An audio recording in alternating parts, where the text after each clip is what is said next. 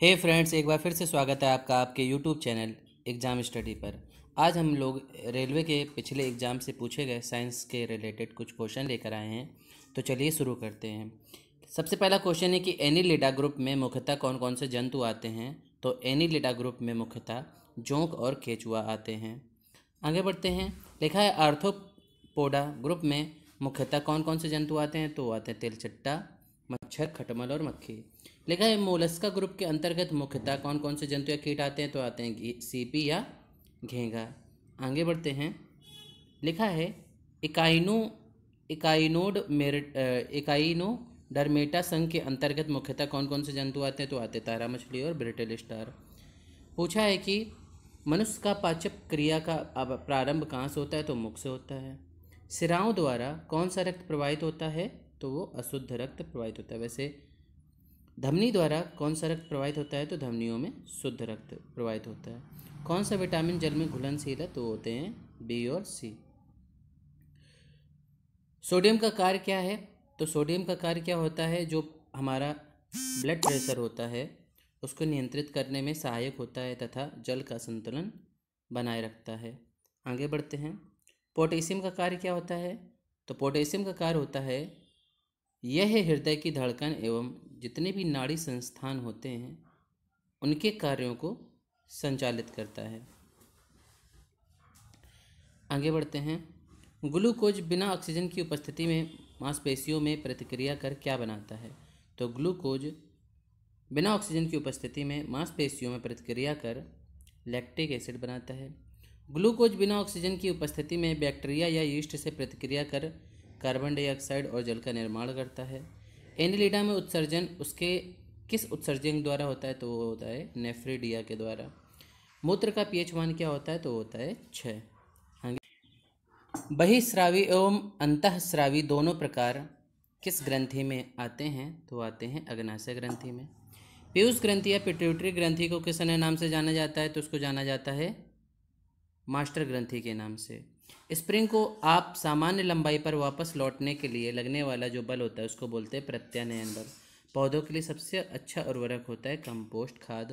Petroleum किस प्रकार की चट्टानों में पाया जाता है। तो पाया जाता है अवसादी चट्टानों में।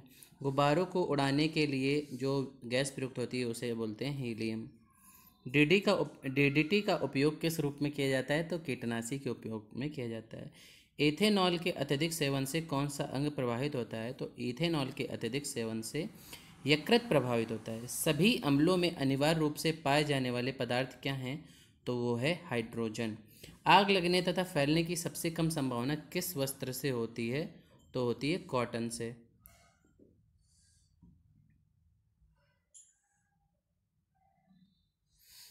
आगे बढ़ते हैं।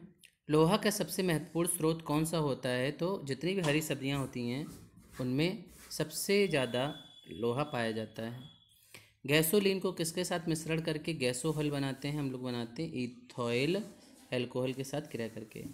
तत्कालिक शक्ति के लिए धावकों को ग्लूकोज दिया जाता है जिससे इंस्टेंट एनर्जी मिलती है। आगे बढ़ते हैं। मानव जाति के लिए ओजोन क्यों महत्वपूर्ण है। क्योंकि ओजोन जो है पराबैंगनी किरणों को रोकने के लिए एक रक्षा आवरण बनाती है।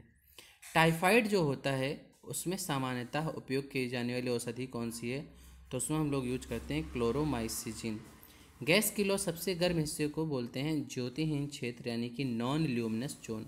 सोने का जो शुद्ध रूप होता है वो 24 कैरेट का होता है। सीने बार किसका अयस्क है। तो वो है पारे का। शरीर के ताप का नियंत्रण किसके द्वारा होता है। तो होता है लाल रक्त कणिकाओं के द्वारा।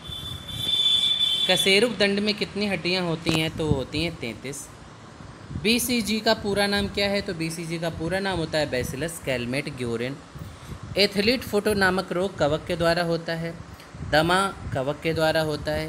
फाइलेरिया कृमि वर्म के द्वारा होता है। जब एक वस्तु की गतिज ऊर्जा दोगुनी की जाती है तो उसकी गतिज ऊर्जा चौगुनी बढ़ जाती है। सूत्र कणिका को माइटोकॉन्ड्रिया भी बोलते हैं। वट वृक्ष पादपों के किस वर्ग में आता है। आवृत बीजी में। Flame of the forest one की ज्वाला का अर्थ है ऐसे पेड़ों से भरा वन जो पतझड़ में फूलते हैं और लाल फूल बिखेरते हैं। पेंसिलिन किसके द्वारा बनाया जाता है। तो कवक के द्वारा बनाया जाता है। लाइकॉन को दो जीवधारियों का सहजीवी साहचर्य समझा जाता है। वो दो जीव हैं शैवाल एवं कवक। आमतौर पर संश्लेषित वृद्धि माध्यम और बेकरी में काम लाया जाने वाला एगार शैवाल है। लौंग पुष्पकली से प्राप्त होता है। अनशन या उपवास के दौरान शरीर में पूर्वावर्ती से पाच्छा शर्करा या ग्लूकोज या ग्लूकोजन की विधि जो बनती है वो ग्लूकोन वजनन की वजह से बनती है।